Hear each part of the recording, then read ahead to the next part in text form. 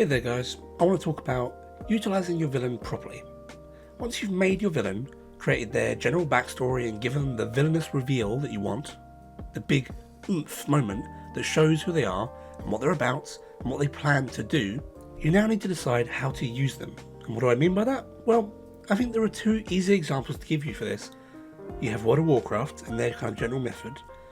During Wrath of the Lich King was the ultimate evil villain for a lot of people.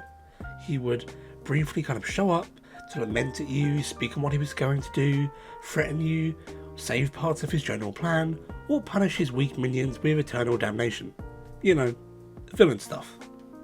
It was very in your face, and a repeated show of here is the villain and here is what they can do, which can work, but it runs the risk of being kind of pantomime-like, if done poorly.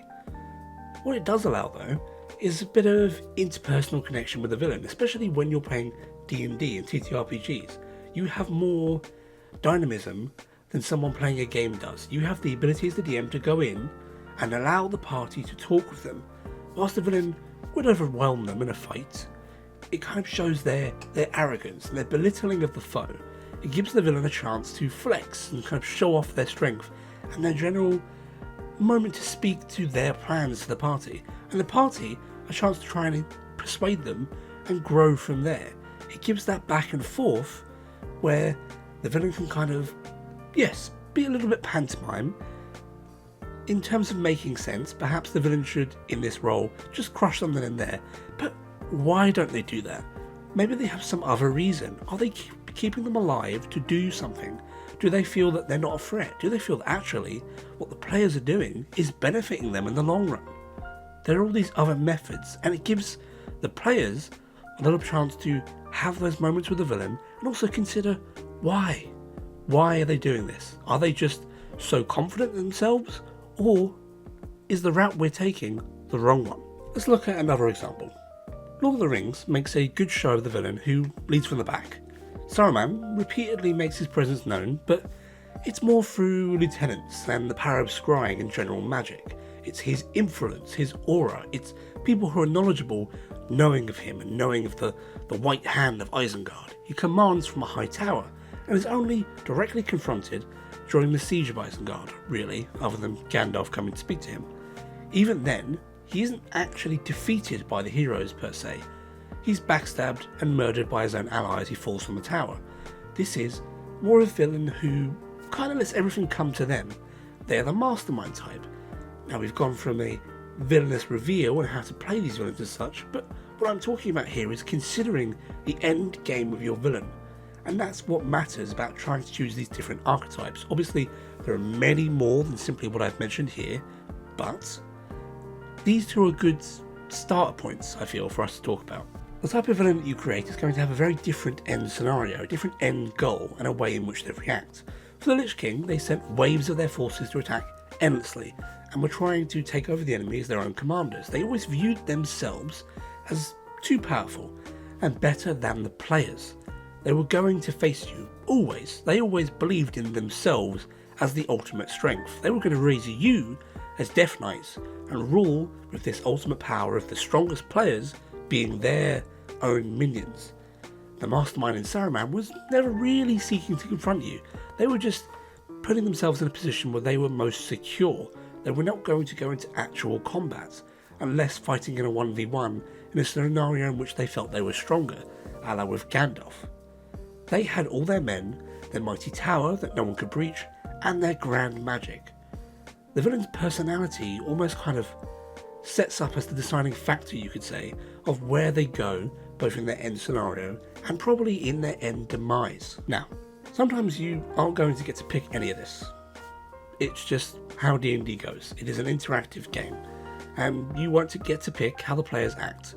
They just may interact differently with your villain than you expect. And we've all seen those posts of people who are just, reading through certain scenes, and then all of a sudden, a fireball comes out, hits a random NPC, triggers the dragon or lich or whatever villain you've made, and everything goes up in smoke. That's it. You have to go in the moment and bring them out then and there. They've been pulled in. But sometimes things will go to plan, and it's important that you've prepped for that plan. Prep with both in mind. because I think that in preparing for the ideal perfect scenario for your villain and how they would have their villainous reveal or have their moment of victory, then you get to know what would they do if it all went wrong. What would they do if the players just come upon them in a moment in which they are unprepared? If, for example, you have a character who is the mastermind sort and is always planning ahead, their goal is to stay off of the field unless manipulating someone. Then they'll probably have a backup if they're caught out of position. They might have a teleport. They might have a way to come back from the dead. Perhaps it's not really them. Perhaps it's a simulacrum or a projection of an image. Perhaps they're actually nearby and they've made some kind of disguised version of themselves. Perhaps they have lieutenants nearby who are ready as backup, and the moment that the villain is actually caught out, well, actually it's a trap, and all of their lieutenants come out to fight in their stead and provide them a chance to get away. These are the kind of things that you should consider. If you know the perfect scenario, the thing that your villain is always headed towards, then you know the kind of conditions they would always set themselves within. Knowing how your villain acts and the scenarios in which you would use them lets you plan for when the cogs start to break in the machine. It lets you know what to do when players randomly throw you that curveball. For example, the Lich King, in all those moments of showing himself, of talking to people, of kind of having his big villain moment that I'm better than you, I'm stronger, he was never alone. He would raise his sword and declare with a blast of magic as undead rise from the ground.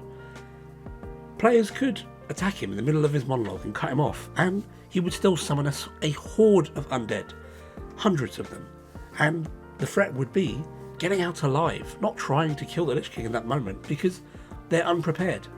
When, in World of Warcraft, the player characters do actually storm the Icecrown Citadel, it is done on the back of an army of Horde and Alliance, of the Argent Dawn, the Argent Crusade, of heroes of the entire world banding together to push upon the castle. They have killed thousands of undead at this point.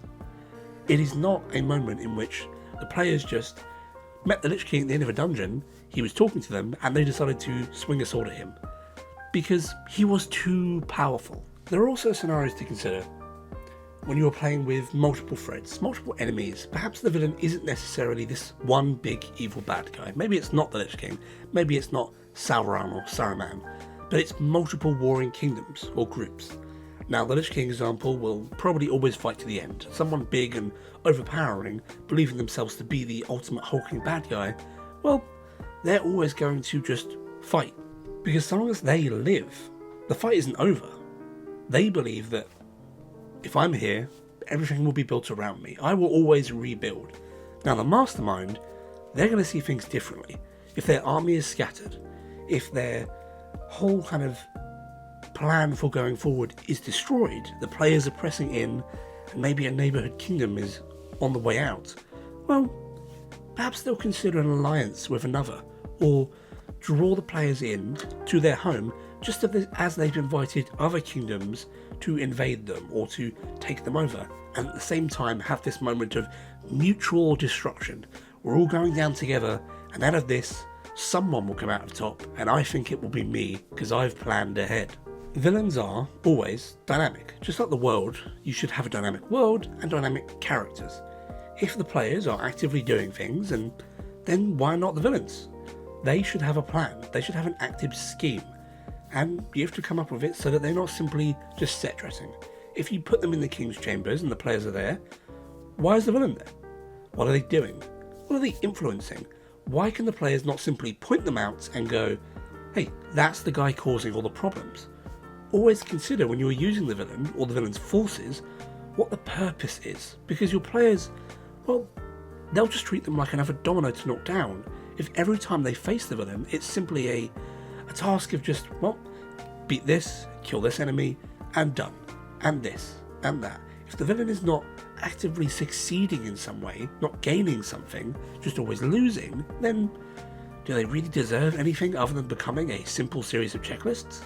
Instead of giving them the grandiose expectations and the kind of fault that you want for your handcrafted villain, you've really just made them another simple quest on an RPG for a video game. And of course, the point of D&D and tabletops is that yes, in some ways you're going to be playing a RPG like a video game, but you have the moment to be dynamic, the moment to come in, and when something is going a certain way, as the DM, you can put in another piece. You can add another reason for why this is the way it is. You can morally speak to the player's heart.